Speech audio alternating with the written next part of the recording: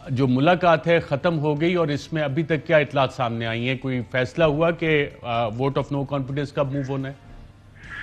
گزشتہ روز تو مولانا فضل الرحمان صاحب نے بڑا ایک بریکنگ بھی دی تھی اور انہوں نے کہا تھا کہ آئندہ 48 جو گھنٹے ہیں وہ بہت اہم ہیں، اور تحریک عدم اعتماد کے حوالے سے بھی جو بیک ڈور رابطے تھے سیاسی جماعتوں میں، اپوزیشن کی جماعتوں میں، وہ بھی سلسلہ جاری رہا۔ آج یہ جو ملاقات تھی اس کے بعد ایک اہم چیز سامنے آنی تھی، تاہم میڈیا کو اس ملاقات سے دور رکھا گیا اور کہا گیا کہ جو تحریری طور پہ ان کو آگاہ کیا جائے گا کہ کیا ہونے والا ہے، کیا ہوگا۔ لیکن خبر تو اندر کی نکل آتی ہے، اور جب یہ ملاقات ہوئی تو یہ معلوم ہوا، ذرائع نے بتایا کہ دونوں رہنماؤں نے، یعنی آصف علی زرداری صاحب نے اور مولانا فضل الرحمان نے، میاں محمد نواز شریف صاحب سے بھی رابطہ کیا اور انہوں نے اس حوالے سے بات چیت بھی کی، اور 2-2.5 گھنٹے تک یہ جو رابطے اور بات چیت تھی یہ جاری رہی، لیکن عدم اعتماد کے حوالے سے ڈیڈ لاک جو ہے وہ قائم رہا اور وہ نہیں توڑا جا سکا۔ یہ بھی کہا گیا کہ دونوں رہنماؤں نے بات چیت کی اور آصف زرداری صاحب نے کہا کہ پیپلز پارٹی کے 9 مارچ میں وہ شرکت کریں، تو اس پر مولانا فضل الرحمان نے ان سے کہا کہ وہ پی ڈی ایم کا جو تحریک لائی جا رہی ہے اس میں وہ شرکت کریں۔ اس بات پہ کہ عدم اعتماد جو ہے وہ اس کا آغاز کہاں سے کیا جائے، کس کے خلاف کیا جائے، اس بات پر کوئی اتفاق قائم نہیں ہو سکا، اور خاص کر جو سیاسی جماعتوں کی جوڑ توڑ کے نتیجے میں جو اپوزیشن کی طرف کوشش ہے کہ حکومتی اراکین یا جو اتحادی ہیں ان کو اپنے ساتھ ملایا جائے، اس پر بھی جو پیپلز پارٹی اور پی ڈی ایم کی جماعتیں اور جماعتوں کے درمیان اپنے معاملات ہیں ان کو بھی واضح طور پہ سامنے نہیں لایا جا سکا۔ لیکن جو مین بات سامنے آئی ہے وہ ڈیڈ لاک کے حوالے سے ہے کہ عدم اعتماد پر اب جو جتنی بھی مذاکرات اور بات چیت ہوئی ہے اس میں اب تک کوئی پیش رفت سامنے نہیں آ سکی۔ بالکل زاہد ہمارے ساتھ ہی رہیے گا۔ اظہر فاروق صاحب آپ سے جان لیں، آج پارلیمنٹ میں کیا کاروائیاں رہی؟ اطلاعات آ رہی تھی کہ آج vote of no confidence move ہو جائے گا، اس حوالے سے شام تک کوئی ڈیولپمنٹ ہوئی؟ اور اگر یہ vote of no confidence move ہوتا ہے تو اسمبلی میں اس وقت او آئی سی اجلاس کے لیے کوئی تیاریاں بھی ہیں؟ پاسبل ہوگا قومی اسمبلی میں یہ اجلاس ہونا؟ جی ارشد صاحب، ایک تو میں مشوانی صاحب کی بات کو تھوڑا سا آگے بڑھاؤں گا۔ ابھی جو ملاقات ختم ہوئی ہے اس ملاقات میں کافی نظریں تھیں، مرکوز تھی نظریں کہ کیا فیصلہ آتا ہے۔ تو جو اعلامیہ جاری ہوا ہے مولانا فضل الرحمان اور آصف علی زرداری کی ملاقات کا، اس میں یہ کہا گیا ہے کہ عدم اعتماد کی تحریک 2 دن کے لیے، جو تاریخ آج اعلان ہونا تھا وہ 2 دن کے لیے مؤخر کیا جا رہا ہے۔ بتایا یہ گیا ہے کہ میاں شہباز شریف کی طبیعت جو ہے وہ ناساز ہے، اس وجہ سے 2 روز اور لیے گئے ہیں۔ 2 دن کے بعد عدم اعتماد کی تاریخ کب پیش ہونی ہے اس حوالے سے فیصلہ کیا جائے گا۔ اچھا، 2 دن بعد بھی فیصلہ کیا جائے گا کہ کب پیش ہونی ہے؟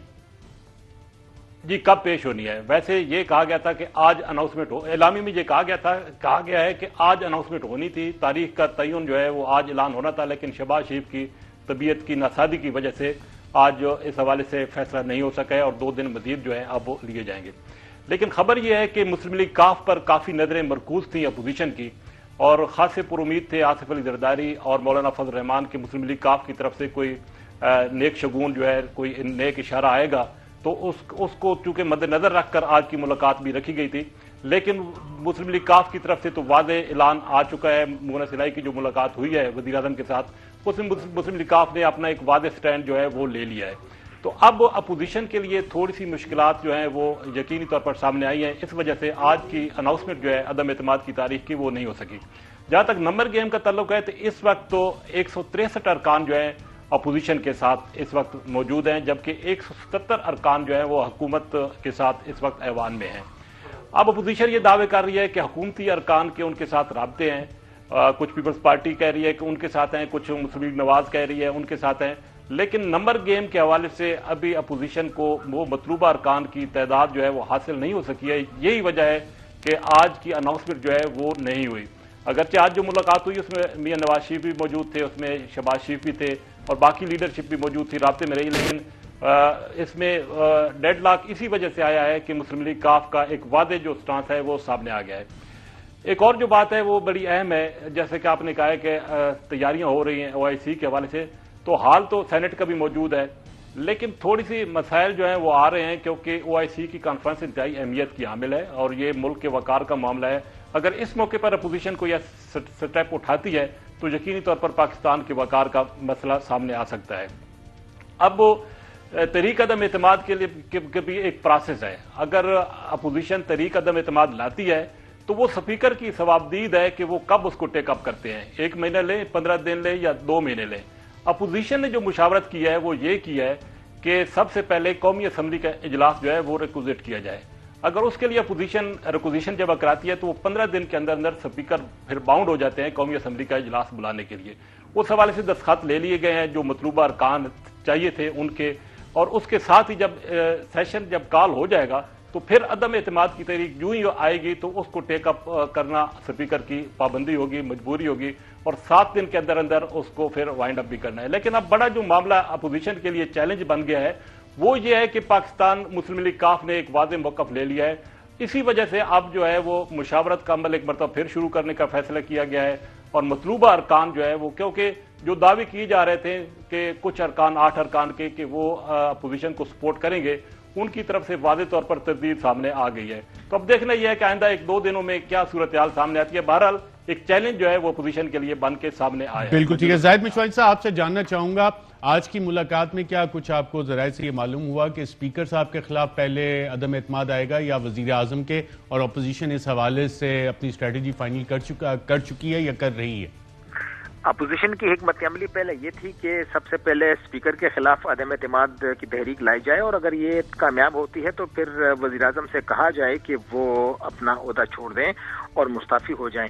ये एक पैगाम के तौर पे उन्होंने ये प्रोग्राम सामने लाना था, लेकिन उस मुशावरत के बाद और जब उस दौरान मुख्तलिफ राब्ते हुए हैं अपोजिशन की बड़ी सियासी जमातों में, कई बार राब्ते किए गए, मियां नवाज शरीफ साहब के साथ आसिफ जरदारी की मुलाकातें हुई, अपोजिशन के जो इत्तेहादी जमातें थीं हुकूमत की उनसे भी राब्ते हुए, लेकिन इस पर इत्तेफाक नहीं लाया जा सका क्योंकि पंजाब में जो सीएम शिप है काफ लीग को जो ऑफर पीपल्स पार्टी की तरफ से की गई थी उसके जवाब में मियां नवाज शरीफ साहब की तरफ से नून लीग की तरफ से तहफ़्फ़ुज़ात का इज़हार जब सामने आया तो मरकज़ की जो उनकी सूरत हाल थी वो भी मुतासर हुई। अब इस पर भी इत्तेफाक नहीं किया जा सका कि पहले तहरीक अदम एतमाद स्पीकर के खिलाफ लाई जाए या पहले अदम एतमाद वज़ीर आज़म के खिलाफ लाई जाए। यकीनन वज़ीर आज़म के खिलाफ पहले अदम एतमाद अगर लाई जाती है तो उससे उनको मुश्किलात का सामना पेश आ सकता है। टेस्ट केस के तौर पे पहले ये स्पीकर के खिलाफ लेके आएंगे। और क्या अपोजिशन में ये सोच पाई जाती है जाहिद मिशवानी साहब कि अगर स्पीकर के खिलाफ मूव करते हैं तो वो तो सीक्रेट बैलेट से होगा, और एक दफा अगर नंबर अपने शो कर देते हैं तो फिर वज़ीर आज़म पे प्रेशर ज्यादा बढ़ेगा? इस तरह की बातचीत हुई अपोजिशन जमातों की? अपोजिशन को इससे कबल इस बात का यकीन था कि उनके साथ इत्तेहादी जमातों की जो रवाबित हैं वो मजबूत होंगे, और बाद में जो इससे हट के जो पीपल्स पार्टी और नून लीग और बाकी जमातों के साथ पीटीआई के अंदर जो इख्तिलाफात है, मुख्तलिफ ग्रुप्स हैं, तरीन ग्रुप है और बाकी लोग जो हैं, उस एक के बाद ये बात सामने आई थी कि पहले स्पीकर के खिलाफ अदम एतमाद की तहरीक लाई जाए, लेकिन इस पर अपोजिशन की जमातें आपस में मुत्तफिक अभी तक नहीं हो सकी हैं, और आज की जो मुलाकात थी उसमें भी ये बात सामने लाई गई कि इसके हवाले से क्या किया जाए। यही वजह है कि जो डेडलॉक है वो अदम एतमाद की वजह से कायम हुआ है। बिल्कुल ठीक है। अहम तरीन खबरें अब एक क्लिक की दूरी पर, हर लम्हा बाखबर रहने के लिए सब्सक्राइब करें हमारा YouTube चैनल। अपने मोबाइल फोन से मुल्की और बैनुल-अक़वामी अहम खबरों तक रसाई के लिए डाउनलोड कीजिए मोबाइल ऐप। बामसूख जराए से मुसद्दिका खबरों, तज्जियों और तबसरों से मुस्तफीद होने के लिए विजिट कीजिए पाकिस्तान की सबसे बड़ी न्यूज वेबसाइट।